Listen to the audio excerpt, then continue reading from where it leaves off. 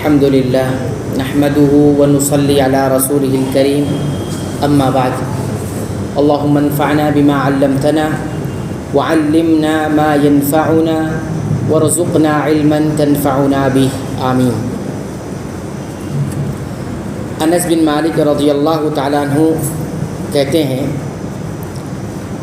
کہ آپ صلی اللہ علیہ وسلم نے فرمایا کہ سجدے میں اعتدال اختیار کرو، اور کوئی شخص اپنے بازو اس طرح نہ پھیلائے جیسے کتا پھیلاتا ہے، یا کتے کے پھیلانے کی طرح اپنے بازو نہ پھیلائے۔ یہ حدیث صحیح بخاری صحیح مسلم دونوں کے اندر موجود ہے، گویا متفق علیہ روایت ہے۔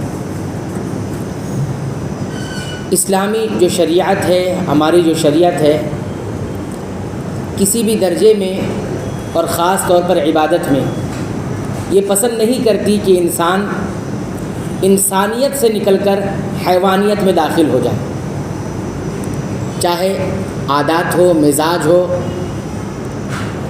یا کوئی اور چیز ہو، حتیٰ کہ حیات میں، حیات کا مطلب عبادت کا جو ڈھانچہ ہوتا ہے، جو شکل ہوتی ہے ظاہری، اس میں بھی حیوان اور جانور کی حیات نہ اختیار کی جائے۔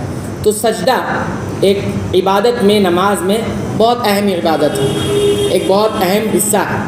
اس کو بھی بتایا کہ اس حالت کو بھی اس حالت کی طرح نہ بنایا جائے کہ جانوروں کی حالت ہو جائے۔ تو سجدے کے بارے میں نبی کریم صلی اللہ علیہ وسلم نے فرمایا کہ سجدے میں اعتدال اختیار کرو۔ اعتدال کا مطلب یہ ہوتا ہے کہ سجدہ کرتے وقت ہتھیلیاں زمین پر رکھی جائیں گی اور پورا جو بازو ہوگا وہ زمین سے اٹھایا جائے گا۔ ایک اور جو پہلو ہے انسان کا، اس کو پہلو کہا جاتا ہے، اس پہلو سے بھی یہ بازو الگ رکھا جائے گا، نہ زمین میں رکھا جائے گا نہ اس پہلو سے ملایا جائے گا، بلکہ الگ الگ رکھا جائے گا۔ یہ سجدے میں کیا جانا چاہیے۔ پھر آخر میں نبی کریم صلی اللہ علیہ وسلم نے فرمایا کہ زمین کو ہاتھ پر رکھتے ہوئے ایسے نہ پھیلایا جائے جیسے کتا پھیلاتا ہے۔ کتا جب کبھی زمین پر اپنے آپ کو لگاتا ہے تو اپنے بازو کو پورا ایسے رکھ دیتا ہے۔ تو اس حیات کو اختیار کرنے سے نبی کریم صلی اللہ علیہ وسلم نے منع فرما دیا۔ اب ایسا کیوں فرمایا ہے؟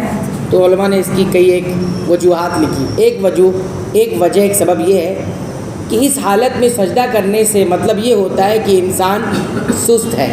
انسان کیا ہے؟ سست ہے جسم کے اعتبار سے، جسم کے اعتبار سے وہ سست ہے، اس لیے ایسے وہ کر رہا ہے۔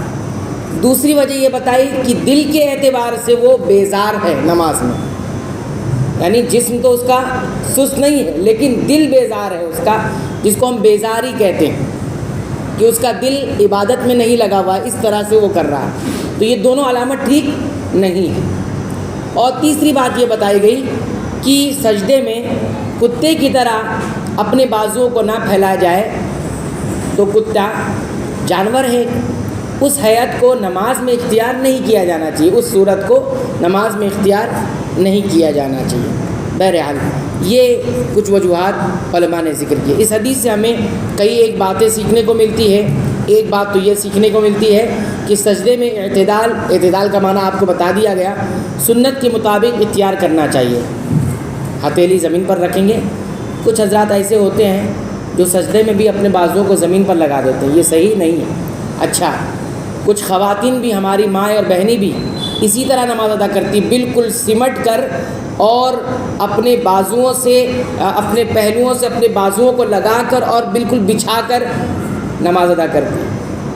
تو یہ نماز کا سنت کا طریقہ نہیں ہے۔ آپ صلی اللہ علیہ وسلم نے نماز میں مرد اور عورت کی نماز میں فرق نہیں رکھا ہے۔ اب کہیں گے کیسے فرق نہیں ہوگا؟ نماز کی جو حیات ہے اس میں فرق نہیں، نماز کے پردے میں فرق ہے۔ مرد کا ستر پردہ الگ ہے نماز میں، اور عورتوں کا نماز میں پردہ الگ ہے، پردے میں فرق ہے لیکن نماز کے حیات میں فرق نہیں ہے۔ لوگ اس طرح سے بھی دھوکہ دیتے ہیں، کیسے فرق نہیں ہے؟ لوگ کہتے ہیں کیسے فرق نہیں ہے؟ ہم کہتے ہیں فرق ہے، لیکن کس چیز میں؟ نماز کے ڈھانچے میں فرق نہیں ہے۔ ٹھیک ہے، تو خواتین بھی اگر ہمارے گھر کی مائیں اور بہنیں اس انداز کی سجدہ کرتی ہیں، اس طرح نماز ادا کرتی ہیں، تو یہ نماز سنت کے مطابق نہیں ہے۔ سنت کے مطابق نہیں ہے۔ ذخیرہ احادیث میں ایک بھی ایسی حدیث نہیں ہے کہ جس میں نبی کریم صلی اللہ علیہ وسلم نے بتایا ہو کہ عورتوں کی نماز الگ ہے، مردوں کی نماز الگ ہے۔ خواتین اسی طرح نماز ادا کریں گی جس طرح سے مرد حضرات ادا کرتے ہیں، یعنی نماز کی حیت میں یہ یاد رکھیں، پردے میں نہیں، پردہ ان کا سطر الگ ہے، تو یہ فرق سمجھنا ضروری ہے۔ دوسری بات یہ معلوم ہوئی کہ سجدے میں بازو پھیلانا منع ہے، کیوں؟ سستی اور بیزاری کی علامت۔ نمبر 3، نماز جیسے اہم عمل میں جانوروں خصوصاً کتے کی مشابہت سے بچنے کا حکم ہے، ٹھیک ہے؟ جانوروں کی حیت میں اختیار کرنا ہے صورت، اور خصوصاً کتوں کی، اور بھی جانوروں کا تذکرہ کیا گیا ہے، یہاں پہ ذکر نہیں کیا جا رہا۔ چوتھی بات، بازو پھیلانے والا انداز نماز کی بے قدری اور لاپرواہی کو بھی ظاہر کرتا ہے، ٹھیک ہے؟ نماز میں اس طرح اگر کوئی کرتا ہے، بازو پھیلاتا ہے، تو یہ نماز کی بے قدری ہے یا لاپرواہی کو ظاہر کرتا ہے بظاہر۔ پانچویں بات، سنت کے مطابق اگر سجدہ کریں گے تو پیشانی اچھی طرح زمین سے لگے گی اور عاجزی کا بھی اظہار ہوگا۔ عاجزی مطلب بندہ اپنے آپ کو بے بس بتا رہا ہے، اور سجدہ حالت ہے اس بات کی کہ انسان عاجز ہے، بے بس ہے نا؟ تو یہ پانچویں بات ہوگی۔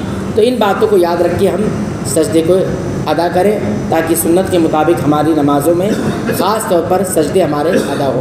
اللہ تعالیٰ سے دعا ہے رب العالمین تو ہمیں سنتوں کے مطابق تمام عبادتوں کو ادا کرنے کی توفیق عطا فرما۔